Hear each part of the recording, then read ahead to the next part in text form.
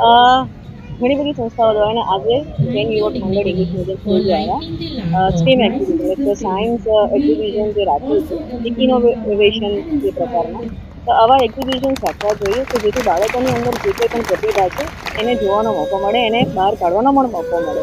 તો આવા એક્ઝિબિશનો છે કે એન્યુઅલ ડેઝ છે કે આ બધું જ વિદ્યાર્થીની પ્રતિભા ખીલવવા માટેનું છે. તો આવા આયોજનો દ્વારા સર્વાંગી વિકાસ બાળકોનો થઈ શકે છે અને આટલા જ માટે જે સંસ્થાઓ આ રીતે કરી રહી છે અને મારો પણ ઉપસ્થિત રહેવાનો એક જ ઉદ્દેશ્ય છે કે આવા બાળકોને પ્રોત્સાહિત કરી શકીએ. તો એટલા જ માટે અમે પણ ઉપસ્થિત રહીને બાળકોને પ્રોત્સાહિત કરવાનો પ્રયત્ન.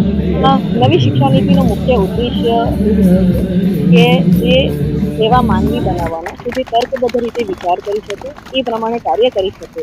એવો માનવી કે જેની અંદર હિંમત હોય, કરુણા હોય, સહાનુભૂતિ હોય, લવચિકતા હોય, વૈજ્ઞાનિક દ્રષ્ટિકોણ હોય અને સર્જનાત્મકતા હોય. તો આ બધું જો કરવું હોય એટલે એનો મતલબ કે એક એવો માનવી કે સર્વાંગી વિકાસ સાથેનો. તો આ એનો ઉદ્દેશ્ય છે અને સાથે સાથે બંધારણનો પણ ઉદ્દેશ્ય છે કે એક સમાવેશન લાવે. તો નવી શિક્ષણ નીતિનો જે અત્યારે છે એમાં આ તમામ બાબતોમાં એટલે વિદ્યાર્થી સર્વાંગી વિકાસ થઈ શકે ને એના પર વધુ ભાર મૂકવામાં આવી રહ્યો છે. અને એટલા જ માટે અભ્યાસક્રમ પણ એ રીતે બદલાયો છે, પરીક્ષા પદ્ધતિ પણ બદલાઈ છે અને આ બધી પ્રવૃત્તિઓ એ એનો જ ભાગ છે. કારણ કે હવે વોકેશનલ એજ્યુકેશન અંદર તો સ્કિલ એજ્યુકેશન પર ઇમ્પોર્ટન્ટ ભાર થઈ રહ્યો છે. અને એટલા જ માટે સીબીએસઈ સ્કૂલોમાં પણ ઘણા બધા ટ્રેડો શરૂ થયા છે.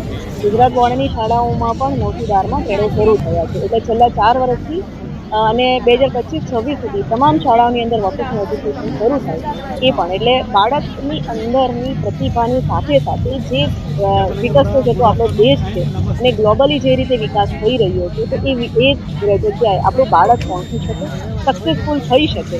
અને એટલા જ માટે ફક્ત શૈક્ષણિક નહીં પણ એક્સેલન્સી પર ભાર મૂકવામાં આવી રહ્યો છે. તો નવી શિક્ષણ નીતિ આ બધી બાબતો છે અને એનું જ ઇમ્પ્લિમેન્ટેશન દરેક શાળાની અંદર હવે થઈ રહ્યું છે. Thank you. 922 સ્ટુડન્ટ છે. નર્સરી અને જુનિયર 12 સ્ટેન્ડર્ડને છોડીને દરેક બાળકે ભાગ લીધો છે. 700+ સ્ટુડન્ટ છે, 102 પ્રોજેક્ટ છે. અને જેમ બેને કહ્યું તેમ આઇન્સ્ટાઈનની જે ત્યાંથી એઆઈ સુધી અને અમારા બાળકોએ 12 રોબોટ બનાવ્યા છે ત્યાં કોડિંગ કરીને. એ ખરેખર ઇન્ટરેસ્ટિંગ છે. અમને પણ જ્યારે બાળકોને અમે જ્યારે સાયન્સ ફેરનું ઊંચાઈ હતી annual Danny replacement with science fair, ત્યારે અમને પણ ખ્યાલ નહોતો કે બાળકો આટલા બધા ઉત્સુક હશે.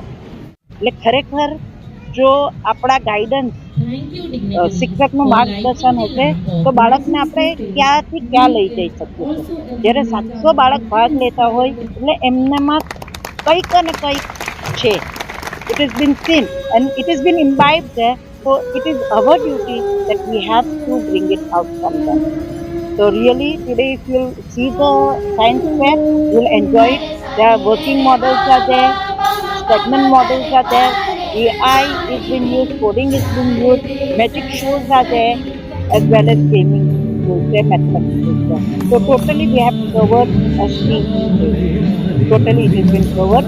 STEM is totally been covered in this exhibition. I'm really thankful for that.